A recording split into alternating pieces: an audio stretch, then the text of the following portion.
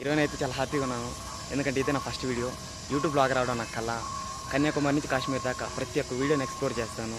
చాలామంది కళ్ళకు అంటుంటారు ఐఏఎస్ అవ్వాలి, ఐపీఎస్ అవ్వాలి, లేకపోతే ఇంకోటి అవ్వాలి, ఇలాగ బ్లాగర్ అవ్వాలని. కానీ కొంతమందికే కుదురుతుంది. ఎందుకంటే ఇంట్లో ఫైనాన్షియల్ ప్రాబ్లమ్స్ కావచ్చు, లేదంటే పేరెంట్స్ ప్రెజర్ కావచ్చు, ఇంకేదైనా కావచ్చు. కానీ కొంతమంది కుదురుతుంది. దేవుడు నాకు ఇచ్చిన గొప్ప వరం ఏంటంటే ఇలా ఎక్స్ప్లోర్ చేసేటప్పుడు ఫస్ట్ స్టెప్ తీసుకోవడం. చాలామంది ఫస్ట్ స్టెప్ తీసుకోవడానికి భయపడతారు. సక్సెస్ అవుతామా లేదా అవ్వమా అని. అబ్దుల్ కలాం గారు ఒక మాట చెప్పారు, సక్సెస్ అవ్వడం ఇంపార్టెంట్ కాదు, సక్సెస్ నిలబెట్టుకోవడం ఇంపార్టెంట్. అర్థమైందా? నా వంతు నేను కృషి చేస్తాను, తర్వాత సక్సెస్ అనేది దానంతట అదే వస్తుంది. మీరు చాలామంది వ్లాగర్స్ని అయితే చూసుంటారు, కానీ నేను వేరే, నా ప్రపంచం వేరే. మీకు నా ప్రపంచాన్ని పరిచయం చేస్తాను. Once follow my channel, let me introduce my world. గీతోపదేశం ఉద్యానవనాన్ని ఈరోజు పరిచయం చేసి చూడండి. తిరుమల తిరుపతి దేవస్థానానికి వచ్చే ముందు స్టార్టింగ్లో టోల్ ప్లాజా ఉంటుంది కదా, ఆ టోల్ ప్లాజాకి రైట్ సైడ్లో కరెక్ట్గా గీతోపదేశం ఉంటుంది.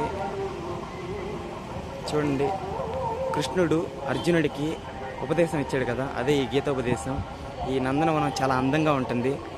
ఒకసారి ఈ గీతోపదేశాన్ని మొత్తం ఎక్స్ప్లోర్ చేద్దాం. దీంట్లో మెయిన్ చెప్పుకోదగ్గ విషయం ఏంటంటే ఈ చుట్టుపక్కల ఉన్న గ్రీనరీ అండి. చూడండి ఎంత పచ్చగా ఉందో. ఒకసారి ఇక్కడ వెల్కమ్ అని ఉంది, ఒకసారి రండి చూద్దాం. అసలు ఇక్కడ చూడండి పక్షులు కానీ అసలు ఎలా చెక్కారో అసలు అదే అర్థం కావట్లా. ఒకసారి వెల్కమ్ పాయింట్ దగ్గరికి వెళ్ళారండి. గ్రీనరీతోనే వెల్కమ్ పాయింట్ చేస్తున్నారు. చూడండి చాలా బాగుంది కదా వెల్కమ్. ఒకసారి ఎట్లా ఉంటుంది ఎక్స్ప్లోర్ చేద్దాం. కానీ ఇప్పుడు చూడండి అసలు ఎంత బాగుందో. ఇక్కడ చూడండి పనస చెట్టు ఉంది, చూద్దాం ఒకసారి.